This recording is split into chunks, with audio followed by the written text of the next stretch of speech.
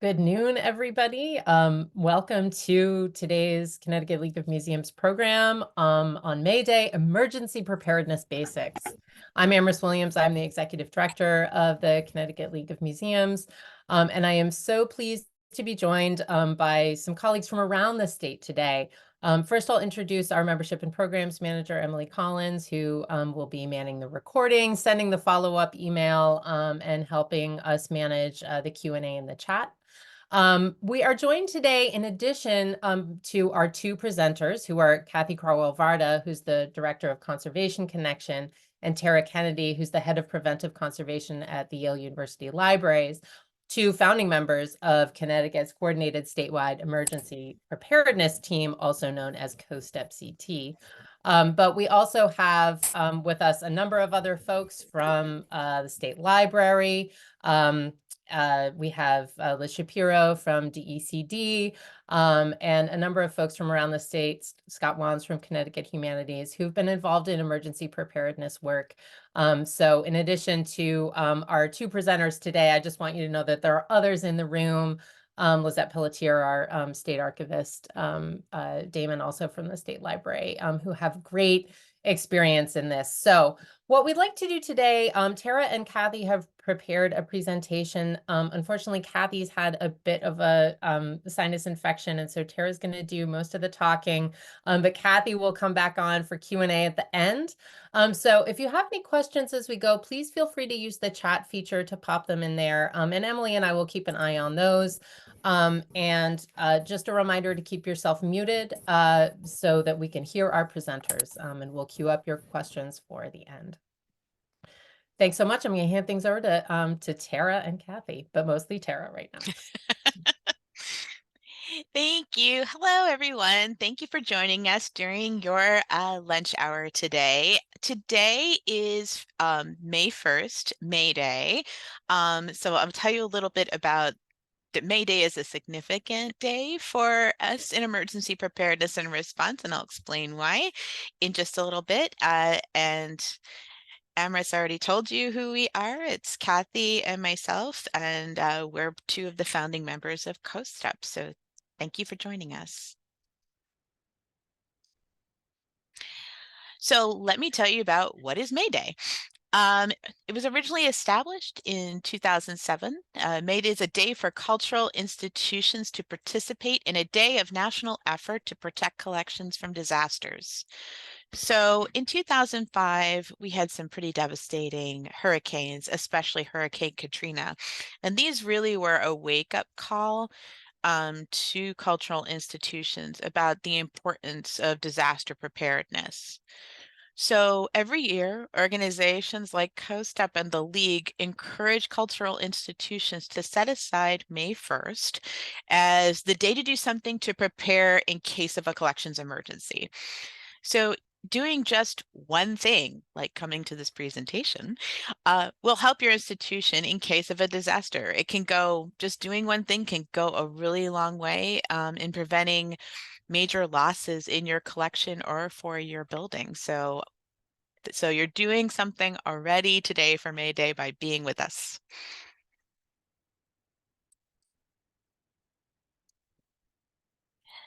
So I'm going to talk a little bit about what the benefits are of a disaster plan.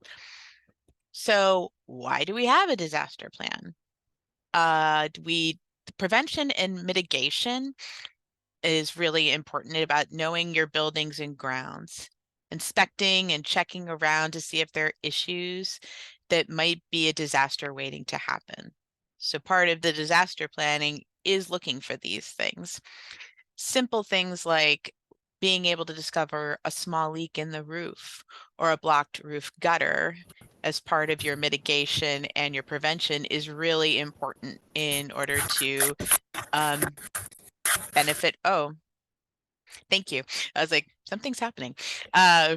Preventing from larger disasters from happening. Preparing for likely emergencies is the best way to cover your bases given past events and weather patterns. So for example, are you close to the shoreline? You might want to prepare for water surges, floods, and hurricanes if you know they're coming in advance. Response time, it really matters, and more quickly you can respond, the better off you're going to be in terms of recovery. If that small leak in the roof turns into a larger one during a heavy rainstorm, if you happen to have large tarps ready that can be thrown over shelving, you've prevented additional water from damaging your textiles, for example. Better yet, you noticed that the heavy rains were in the forecast, so you covered the shelving before the rains even started. These are just simple ways that you can really help to prevent and minimize damage in case of a disaster. And when you are prepared, you don't necessarily need to stop like everything that's going on. If you are, pardon me, my phone rang. So when you are prepared, you don't necessarily need to stop all operations in your institution. So for example, if you're a public library and there is a leak in a part of your stacks, you can cover that area, alert folks who can help you with the recovery of the collections, but still have your main services available for your patrons. So being prepared allows you to continue to offer services to your community. So today we're going to talk about several areas of disaster planning that should help you get started. So first we're going to talk about why a disaster plan is important. But I've kind of talked a little bit about it before, but I can sum it up in one sentence. It's not if a disaster will happen at your site, but when. I mean, weather patterns change, buildings age, the onset of climate change. These are just some reasons why acting now is important, and you'll save yourself losses later. And crafting a good disaster plan does not mean compiling huge 3-ring binders full of information. We will provide you with tools to help you get started that won't take months to write and are simple to complete. And remember, a disaster plan, once you've finished it, isn't complete. It's a working, living document, right? So you want to make sure that the information within the plan is up to date. That is critical to make sure your disaster plan works. So if you already have a plan, you should update its contents every May Day, and that's what May Day is for. So ideally, what should be in your disaster plan? You should have a goal for your disaster plan, information on your institution, information on your building and its facilities, response and recovery plan, including collection priorities, and a list of emergency services and supplies. So now that I mentioned your disaster plan should have a written goal, and that may seem a bit odd because, hi, it's a disaster plan. That's what it's for, right? To plan for disasters. Because you know the goal is that's the goal of a disaster plan. You want to protect, you want to preserve the institution and its collections. The reality is that when an emergency occurs, you will have very little time to make decisions that will have that could have a permanent impact on your institution and its collections. So if there's a flash flood and you have like an hour to retrieve a few things for safekeeping, what would they be? Why? Typically, when I pose this question to staff members, they respond, all of it, which, you know, it's a natural response. You want to protect all of your collections, although that's not really practical, unfortunately. In a disaster, you need to think and act fast, which is why you need to think about these issues before one occurs. And that's usually the goal. That's pretty much the goal of the disaster plan. So here's a useful example for your disaster plan concerning information about your buildings and facilities. Having a floor plan of your building with annotations. I mean, you're not going to be able to see it quite well, but you get the general idea. So you can highlight areas where important and high priority collection items are stored or displayed. And it's also a good idea that once you've determined your collection salvage priorities, you can use a small piece of reflective tape on the storage container or on the accession tag. And then if there's time to retrieve the item, the reflective tape would be a way of locating the item quickly. And this is really the reflective tape portion of things, is in case there's no power and you've got a flashlight and you're looking through your stacks or looking through your shelving area and it's like, oh, what's that reflecting piece of tape? Oh, that's one of our priorities. We should take that with us. But this also can show where the emergency utilities are, where your emergency exits are. It can be all encompassing and be really helpful in emergency situations. Another item to look at adding as a method of preparation is opening and closing procedures for your institution. It's easy to forget a step or two when you're rushing to close for the evening, especially on a Friday before the weekend, but providing staff with a daily checklist to follow will help make sure that all areas of your building are secure and all the closing procedures are completed. So anyone responsible for opening or closing the facility will have looked at the same areas on a daily basis, which is really a good idea just to be sure that you know um, everything is okay and there's no problems and everything is locked or open, depending on which end of the procedures you're on. So the benefit of having a checklist is that if there is a change, like if the coffee pot was left on, if a window is left open, you would be able to identify when it occurred and address the problem accordingly.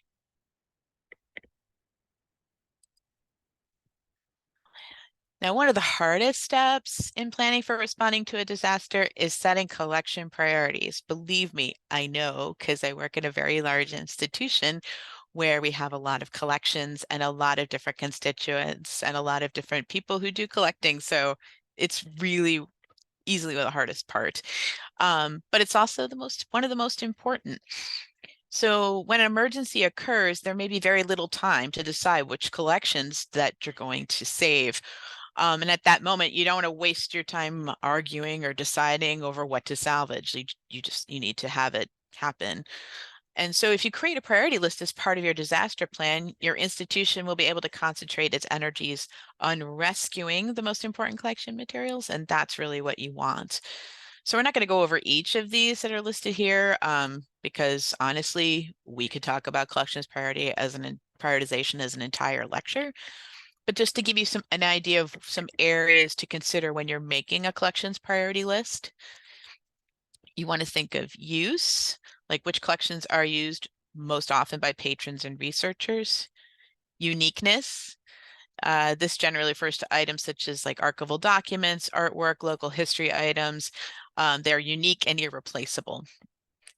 Legal responsibility for retaining records. So if you're responsible for maintaining any records that are government retention or disposition schedules, those also would have a high salvage priority. Availability of replacements. So if there are things that are easy to replace, those might be a lower priority than other things that might be more difficult to replace. Cost of a replacement versus cost of salvage. So Kathy has something called the Danielle Steele rule. So you don't want to go through the effort and cost of freezing and drying the works of Danielle Steele and other contemporary authors, because those works are usually replaceable pretty easily. You want to concentrate on the things that are one of a kind or irreplaceable, not things that are easily purchased at a bookstore or on Amazon. Scholarly value. And this is where you want to identify any materials or records that are valuable for scholarly research. Value to your institution. Do you have items that are in your institution that are one of a kind and directly related to your history or your founders?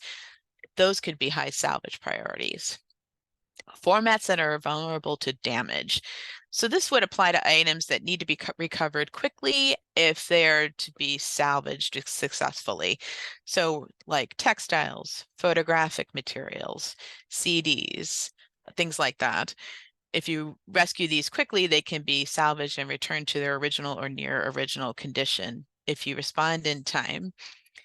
Length of time in adverse conditions. So this is sort of part 2 of the formats that are vulnerable. So things like photographs, negatives, things that are photographic or film-based, if they're wet for an extended period of time, they can't necessarily be salvaged. So attention should be directed to those types of collections when you're doing recovery work. And loan items. If your institution has items that don't belong to your institution, those are also a high established priority because they belong to someone else. And if that list made you dizzy, here's a great chart that breaks some collection types down fairly easily. So grouping like collections together, like local history books, local photographs, oral histories, things like this, and creating a chart in an Excel file or in a Microsoft Word table, that can go a long way with assisting where to start if a disaster affects your entire collection. And this is not as intimidating as a list of all of the different things you have to consider. So you can always start here, start small. So we can talk all day about disaster planning and response, but what you really want are tools to help you do these things. So here are some of the tools that we will make available to you to help you with creating your disaster plan. So at the end of this presentation, there's going to be a QR code that you can scan. So have your smartphones ready to scan the QR codes. And if you don't have a smartphone, we can add links to these documents in the chat, which I will do at the end of the presentation. So one thing we added that just recently was created by the Connecticut Division of Emergency Management and Homeland Security. And this shows which counties are at the most risk for particular types of man-made or natural disasters. So this will be available in the Google Drive folder that we created. So when you take a look at this, you may find that where your institution is in the county, you may not match the experience you've had with your institution, but the county says. But keep in mind that Connecticut counties are kind of large and can have a variety of weather issues. Like, for example, Yale and New Haven is in New Haven County, and they've had a lot of issues with flooding, but that doesn't necessarily mean that Meriden Historical Society, which is also in New Haven County, has experienced the same sort of thing. So there'll be some, city differences. So just to keep that in mind, it's sort of a reference tool to kind of give you like a gauge on what those risks are, and should be super helpful. The other thing we've included is the Pocket Response Plan. You may have heard it as the PREP plan. So this is a template that you can fill out with all the relevant information that you need about your institution and collections in case of an emergency. It folds down to the size of a credit card, and then you can place that in your wallet. And that way you'll always have it with you. The only thing you need to do is print it out on a piece of paper that's 11 by 17 to get all the columns to fit. But if you don't need every single category, you can always edit the template, remove some of them, and print it out on smaller paper. So it's really a tool to be used for you and use it the way you feel you need to use it. There's also an emergency response plan / disaster plan template that you can use that's been included. This thing is only 2 to 3 pages long, depending on how many phone numbers you have to list, and contains all the information you would need right away in case of an emergency. This would be something that you could print out and have near telephones in your facilities or hanging in your main office areas, so people have access to it when it's needed.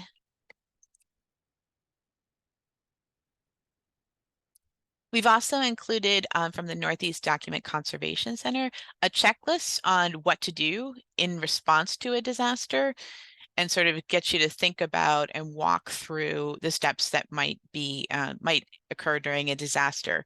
It even might be helpful to go through this checklist as sort of a tabletop exercise to imagine, say, there was a leak in the roof and a certain area of collections were affected. What follow through this checklist and sort of imagine what you might do as a scenario. It can be helpful that way. And we've also included a list of basic emergency supplies and equipment that you might want to have on hand. And you don't necessarily need like everything on this list, but some things like drop cloths and paper towels would definitely be useful to have on hand in case of an emergency. We've also included this simple tree to who to call in an emergency in Connecticut. So who can cultural heritage institutions contact for help in a disaster? Doesn't matter what kind of cultural heritage institution you are. You can call Kathy or you can contact Lizette, and their information is there. You can also contact the National Heritage Responders Hotline. That's available 24 hours a day, 7 days a week. The Northeast Document Conservation Center also has a hotline that's available 24 hours a day, 7 days a week. And I actually am a volunteer for the National Heritage Responders, and I have my information there as well. I'm not 24 hours, 7 days a week, so you might be better off calling the hotlines. Oftentimes with the National Heritage Responders, some of us have certain areas of expertise, so they could end up calling me or emailing me about particular situations if it has to do with library or archival material or mold. So I usually will get those questions. So here are 2 QR codes. The one on the left is a brand new tool that just came out from the American Institute for Conservation. It's the Emergency Response and Salvage app. So, and this one is only a link for Apple phones at the moment. They do have one for people who have Android or Google phones, but I couldn't find the link to that one, unfortunately. So right now, this is just for folks who use iPhone or iPad. So the app is really it's pretty comprehensive. It has instructions for emergency salvage, step-by-step guides for emergency response actions, and a link to call or email the National Heritage Responders directly in case of a collections emergency. And the QR code on your right will take you to a Google Drive folder with all of the documents and templates and images that I just mentioned in this presentation. So, and another thing that's included in that QR code, which I will go back to so you have time to scan it, is a handout here that Kathy created about celebrating May Day. One thing you can do is invite your local fire department to tour your cultural institution. It's a really great benefit for the Museum and Historical Society staff to do this, but it's more important information for the fire department to have for their own safety and also just for their own knowledge, knowing that this is a special place. They may not want to come in with their, axes and like start chopping things that's like down doors and things like that. So it's just a way to sort of educate people in the community who do this kind of response work about who you are and its importance to the community. And then if there happens to be an emergency, like a fire or something in your institution, they'll remember, oh, those are those nice people who gave us coffee and donuts and a tour of that place. And it really goes a long way for helping you and helping them and helping to protect your collections in case of an emergency. And I know some of you may be hesitant to do that because they may come in and say, oh, this stuff's blocking certain doorways, things like that. They're going to tell you that. And they should tell you that, honestly, because they're looking out for you and your visitors' safety. So if they ask you to move things from particular areas, you should do it because, safety first for yourself and for the folks visiting your institution. So to keep that in mind.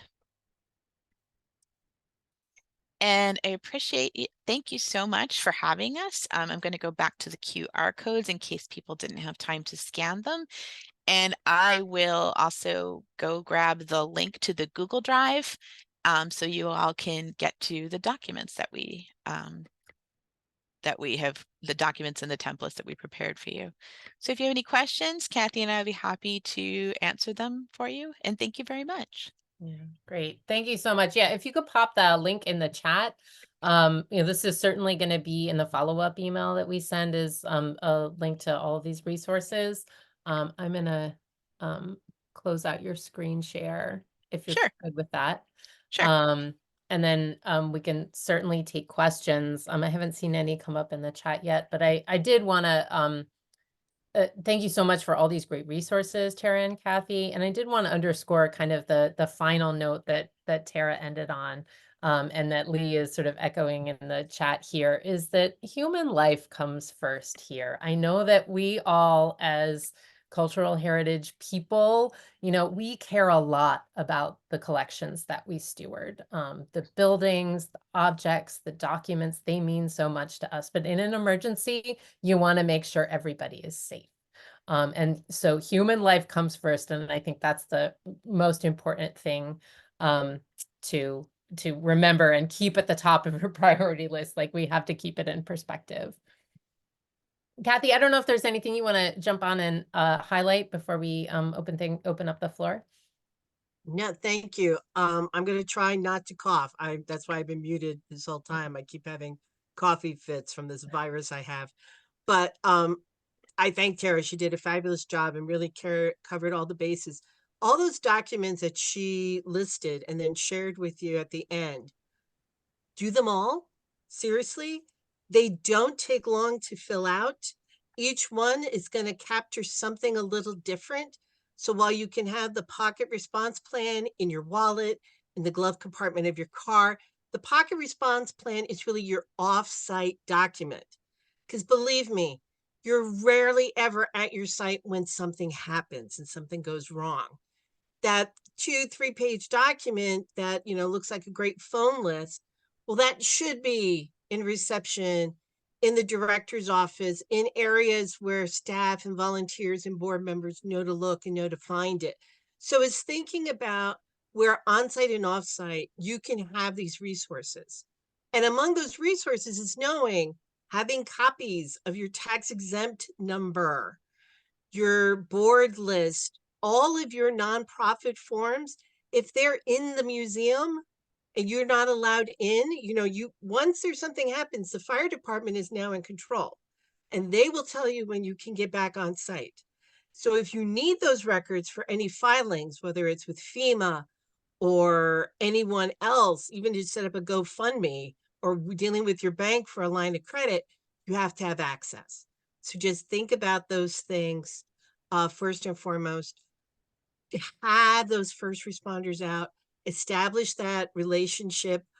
The best example I can give you of that is, gosh, it's going back more than 10 years ago, but when a fire broke out at the Connecticut River Museum late at night, the fire department in Essex had a lot of young guys who were volunteers, and they had done the school tours of the museum. So while part of the crew was fighting the fire, the other part was removing things that had been pointed out to them during their school trips. And there are great photographs of these guys carrying out paintings and things from the museum. So having these first responders know you, and part of that disaster preparedness is then making sure all of you have a Knox box on your building, so that if your alarm goes off or smoke's coming out of your building or waters are rising, there's a safe, easy access for first responders. Your 18th century Connecticut River Valley door is not going to be a casualty of whatever event or even non-event. Remember, they come out just because the alarms go off. So you don't want damage for something that's not even a problem. So making sure you're thinking about what are the risks and how to prevent and remediate those risks are really super important. But there was a disaster recently in New York, and the biggest mistake they did is nothing. They waited 5 days to do something.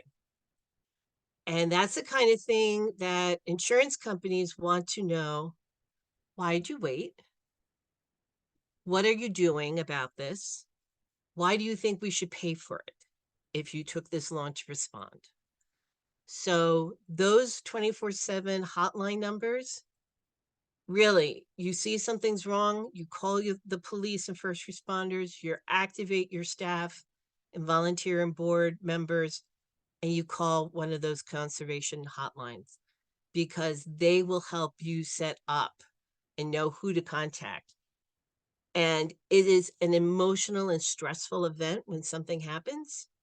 So you may not be the best person to be in charge. You may be the best person any other time to run your site, but when you're personally connected, you need someone who's a little bit more distant to run an emergency and a response. So I'm going to stop because I can feel the cough coming, and I'm going to mute.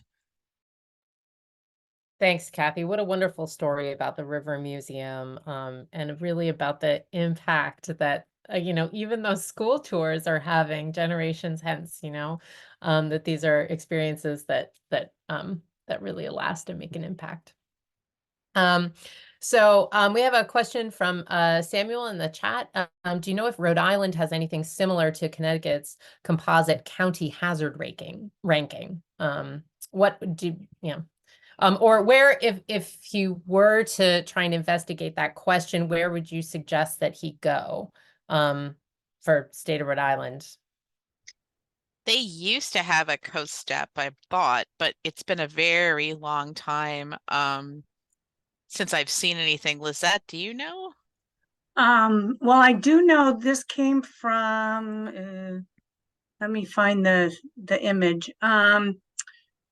It comes from the emergency management and it comes, yeah, but it's a FEMA required document. So I don't, and there's the template is there for what requires, and then the state can fill in from there. I see. Let me see here if I can.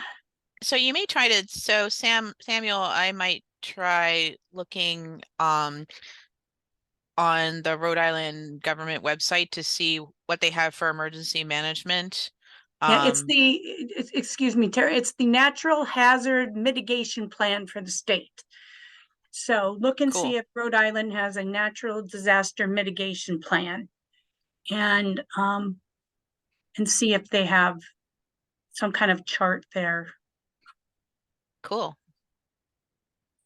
Great, thanks so much. Yeah, the particular names of the agencies in any state will probably be different, but you would imagine that you could find similar information at whatever the name of the Rhode Island Emergency Management Agency would be. Thanks for asking that question, Samuel, and thanks for being here from Rhode Island. Any other questions? You can raise your hand and unmute yourself, or you can pop it in the chat.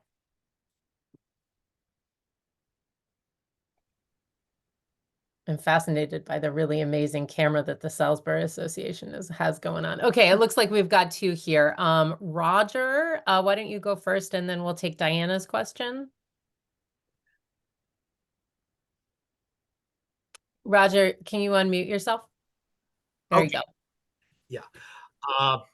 My question is, where and when can we get a copy of this? I'd like my board to see this so that I'm not the only one who has a basic understanding of this. Great. We'll be sending out a link to the recording. Emily sends out a follow-up email after all our programs, so you'll get a link to the recording. I think we'll be sending along the slide deck as well, if that's all right, Okay. Tara and Kathy, as well as the link to the Google Drive, and a few other resources that the COSTEP folks highlighted for us. So you'll be able to share that, and the recording will be up on our YouTube channel as well. Yeah, we want you to share. This is like, I'm glad that you have that attitude. And that's why I'm fascinated by the Salisbury Association, who clearly brought so many people to come and attend this at once. I just think that's really great. It shows that you're interested in making this an institution-wide thing, which I think is really important. Thanks, Roger. Well, I can't read my own handwriting, so. I appreciate it. Okay, Diana, why don't you go ahead and ask your question? Actually, it's an observation, Diana, from the Wittenberry Historical Society in Bloomfield. Previously, D plan was submitted to my archives insurance company, and it resulted in a premium discount. That's just something to consider. That's great. Yeah. I imagine that, that's really great, right? It's another great incentive for organizations to do this kind of work. It's like with your car insurance, like if you're accident free or something, it's that proactive stuff that can help. So thank you for sharing that, Diana. It's great to hear. Yet another reason to be prepared.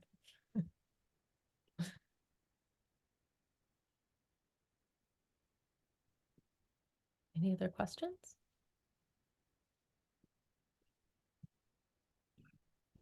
How many of you have a disaster plan already? Yeah, I'm seeing some hands. It's good. It doesn't matter. I think that this is one of the things I was noticing about the registrant list. Yeah, working on it, right? Well, that's why we're doing this, right?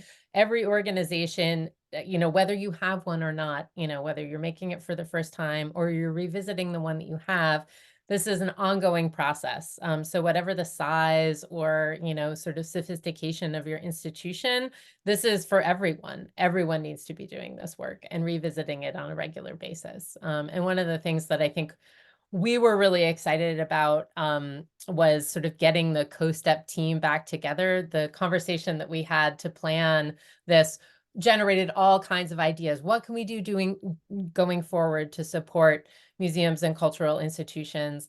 And what are the kinds of things that we want to be doing, every May Day? Do we want to do this every year? What other kind of work should we be doing to support this?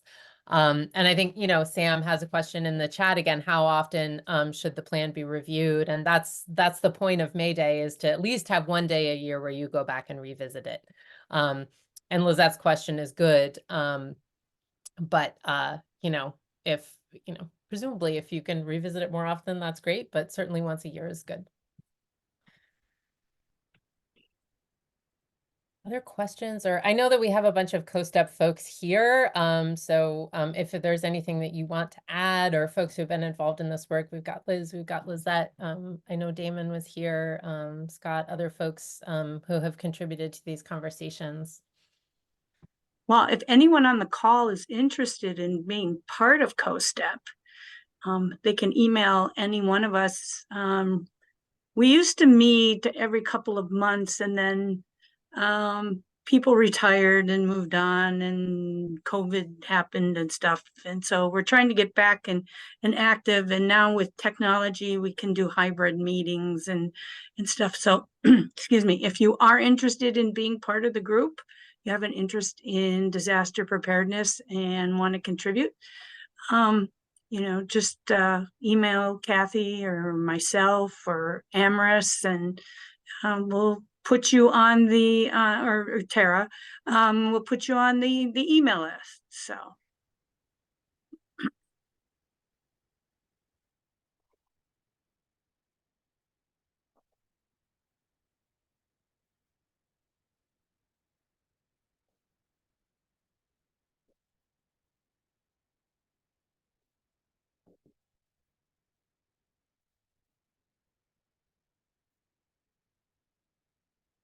Unmuted, of course.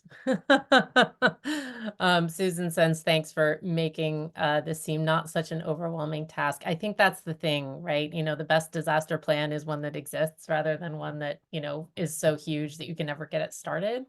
And so hopefully the templates that we're going to circulate are going to be a really good starting place for everybody.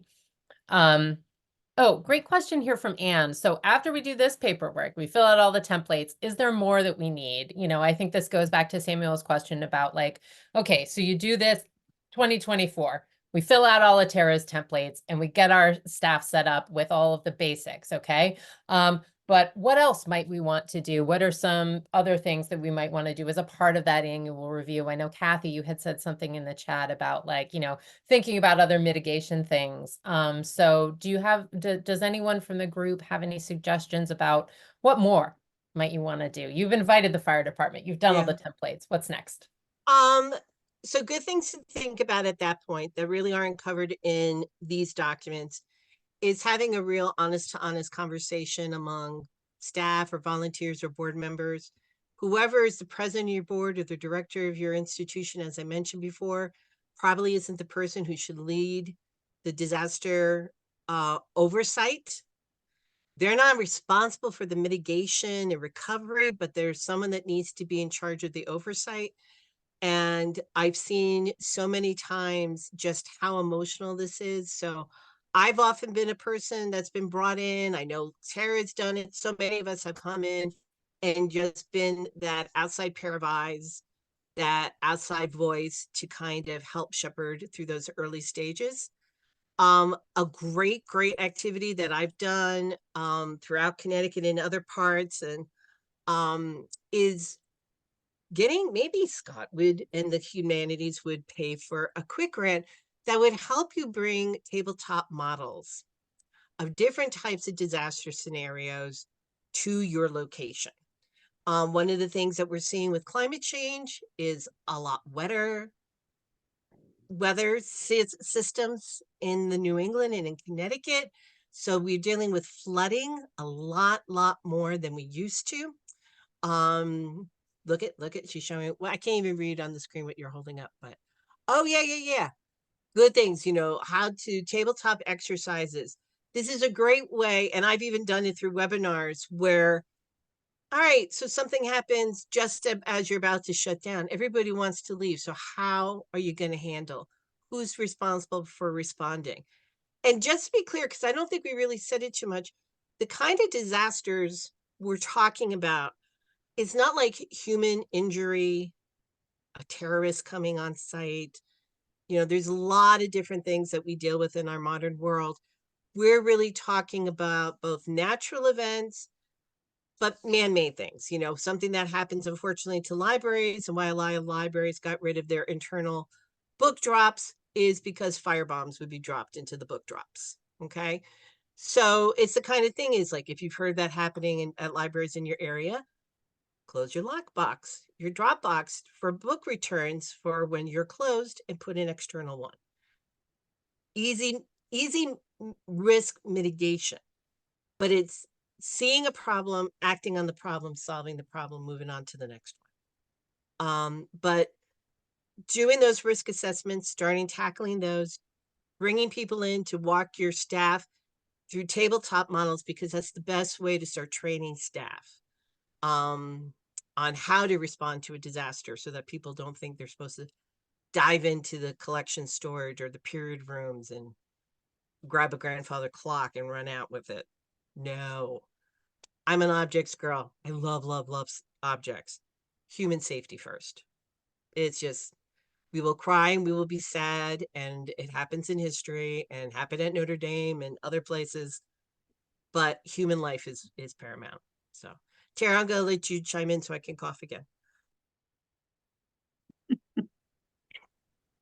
No, I think that your point is well taken about the emotional impact of in being involved in a disaster, like, and having that someone who has more of a someone who is more of a is a neutral party to be able to help, like, sort of navigate through these sorts of things. I think that that is really a critical piece to that. So yeah, having someone who's a team lead that may not necessarily be like as involved with working with the objects, but still would be enough of someone who could take the lead and have people follow their direction. Is really important. I think that that is a really good thing to reflect upon. Collections prioritization is probably one of the most challenging parts of of emergency planning. At least that's been my experience. I do try to work on tools with Yale, because there's so many different collections, and they have sort of the same, like, everything is important kind of thing, and have the same emotional attachment. So I've tried to create a tool that sort of takes the emotional part out, where you answer a series of questions and you come up with sort of a score that then you can sort of create a priority that way. So if anyone's interested in that, I'm happy to share a link that you can try, and you can try it out and see if it works for you. I didn't want to include that in the presentation because that's a lot of work. And I didn't want to overwhelm folks with that. I wanted to try to keep it as simple as possible. But if you want to get, like, if you ever get to that point where you really want to get into that, happy to share the tool. I want to add 2 points, one of which the highest risk time for collection materials is if you're having any kind of repair work, remodeling work, construction work done. If you look at any of the news coverage for some of the biggest disasters occurred because there was construction. Hartford Public Library was having some remodeling done and had a pipe break. I don't believe they've opened yet fully to the public, and it's been 2 years. So be aware of that, even in your little, you know, even if you're a small 3-room historical house, if you've got someone coming in, you know, just make sure you're aware of what they're doing and where they're doing that, and take care of that. The other thing is, if you're having work done, you might want to tie that in, or a fire drill, tie that in if you know what's happening. Then after it's done, let's say, okay, what if this was a real situation? What if something happened in this area where this person was working? How would we respond? Just use those little opportunities to do your little mini exercises, so that, again, you know, when you're learning a new skill, you do it over and over again, so it becomes your muscle brain kicks in. So if you do that with these little things and practice it, it'll become second nature instead of a panic-filled situation, because you've walked through it or talked about it, and you kind of know what to do automatically. Great. And I want to, Scott, give you an opportunity to say anything from the CTH perspective. But, you know, Tara was responding to a great question in the chat, right? You know, that I think is sort of a part of this. Okay, so you get the stuff out. Now what? It's storming outside. Where do you put the things? If it's like pouring rain, if you've already made these decisions. And her response was, you know, that's a part of, you know, your planning process. You need to think about places you can do that. But I was wondered if others had additional things that they wanted to add there. I don't know if you want me to jump in here, Emerson. I was typing out a response. Sure. Yeah, I see that. Thank you. Yeah. I mean, it's tricky. In short, I would say there's never been enough money for all the collections work that institutions need. There's been money that Conservation Connection and Kathy and the State Library have had from time to time on grant-funded natures to do a lot of things I know a lot of you have done, from traveling archivists to some of the work that we've been supporting over the last couple of years, like the collection assessment grants. But getting the money to do some of the things that are needed from the assessments has always been the trickier game, and we've worked with folks going back years to try to get some funding from the state or other places that just hasn't quite materialized in the same way. So long story short, we can help you at Connecticut Humanities here where you are in the work you're doing on collections and see if we might be a good fit for one of our grants in the work that you need done. Our capacity grants, which offer a lot of consultant-led behind the scenes work like collections assessments and things, are often one of the best fits we have when you are doing humanities activities for the public, like you're doing your next exhibition or doing public programs. There might be some ways to roll in some of the work that's being recommended into that. But again, it's not the aim of the whole grant. The whole grant is to do an exhibition, but if you need to do a little bit of work in your spaces to be able to do that, we might be able to squeeze some things in there for a larger project. I put the link in here for an NEH grant line, which is probably one of the best things for what we're talking about today. They're preservation assistance grants for smaller institutions. They go up to $10,000. And if you look at the things they fund from the guidelines, it includes things like getting a conservator to do some work on specific collections, but it could be other things like development of plans and policies, doing emergency preparedness work at your institution, doing environmental monitoring. So I think some of the things that you might find out of your collections assessment or out of doing disaster preparedness work, some of those next steps could be picked up by an NEH grant, although obviously those are more competitive and they're a little bit longer. The easiest thing is if we get that, Connecticut Cultural Fund operating support grants back, because basically all the work that you'd be needing there would be allowable under that, should that grant line come back for a future year here.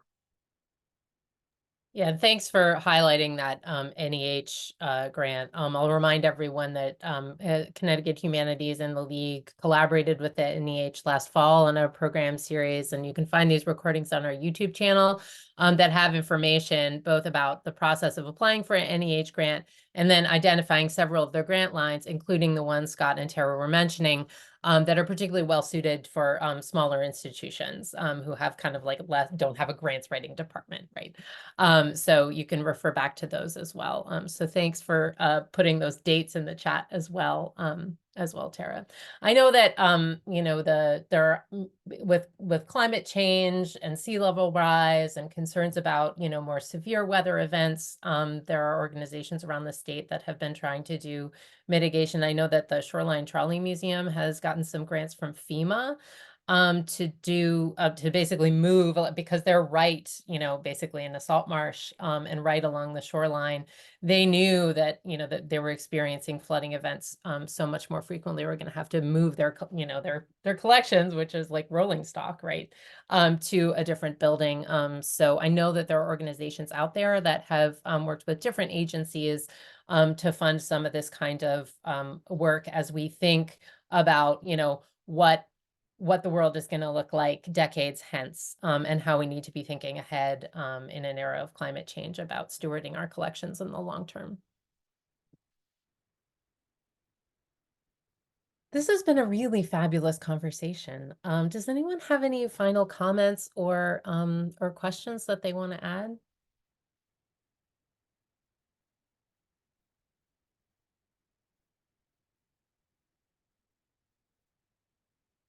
Well, it's great to see so many of you here. I am heartened by the interest in this, and I'm also heartened by the level of conversation in the chat. It seems like so many of you are kind of like returning to this after having done some of it.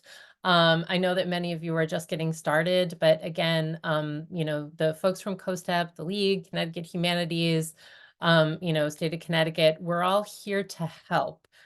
So please feel free to reach out if you have questions, and you can expect some follow-up information and resources that can help you get started. Before we go, I just want to thank Kathy and Tara in particular for taking the time to put together this presentation and share it with all of you, as well as all of the COSTEP folks who showed up today and chimed in. Thank you for taking the time, and thanks to all of you for attending, taking time out of your day to think ahead, make some plans, get prepared, so that when disaster strikes, you are ready as you can be. Thank you so much, and have a wonderful afternoon. And Kathy and Tara, if you can just stay on for like 2 seconds so we can talk about the follow-up, that'd be great.